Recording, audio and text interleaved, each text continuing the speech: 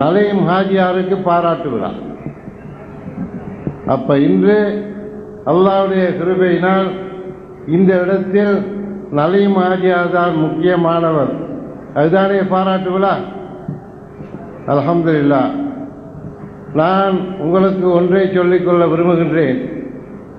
நீங்கள் பாராட்டியதும் புகழ்ந்ததும் என்ன இல்லை என்பதை நான் உங்களுக்கு சொல்லிக்கொள்ள விரும்புகின்றேன்.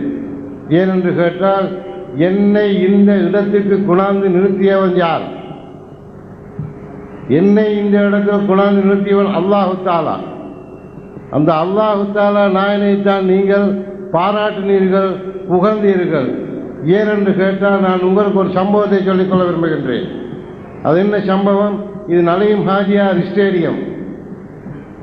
இந்த நலையும் ஹாஜியார் ஸ்டேடியத்திலே தான் இன்று பாராட்டு விழா நடக்கின்றது. ஆனால் 55 வருடங்களுக்கு முன்பதாக இதே ஸ்டேடியம் என்கிற இந்த வயலிலே என்னுடைய தாயுடைய மட்டை அவிய போடும் ஒரு குழி இருந்தது. அந்த குழியிலே என்னுடைய தாய் ராவு விழித்திருந்து ஒரு முடி கயிறை திருத்துவார்கள். அந்த கயிற்றை நான் எடுத்துக்கொண்டு போய் கடையில் போய் அந்த கயிற்றை ஒரு சதத்துக்கு விற்பேன்.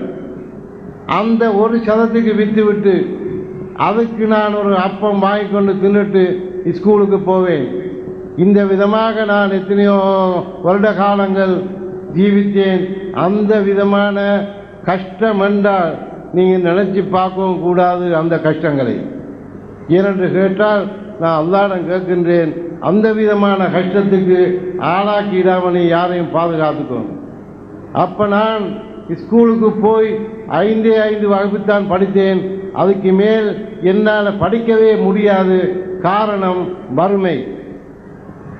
அப்ப பாருங்கள் அன்பார்ந்த சகோதரர்களே, அப்படியா கொண்டொரு மனிதன் இந்த இடத்துக்கு பாராட்டு பெறக்கூடிய மனிதனாக வர முடியுமா? முடியவே முடியாது.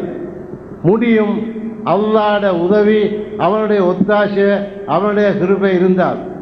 அதனால் இந்த இடத்துக்கு என்னை உங்களுக்கு பாராட்டக்கூடியவனாக கொண்டாந்து வைத்திருத்தவன் அல்லாஹ் தான்.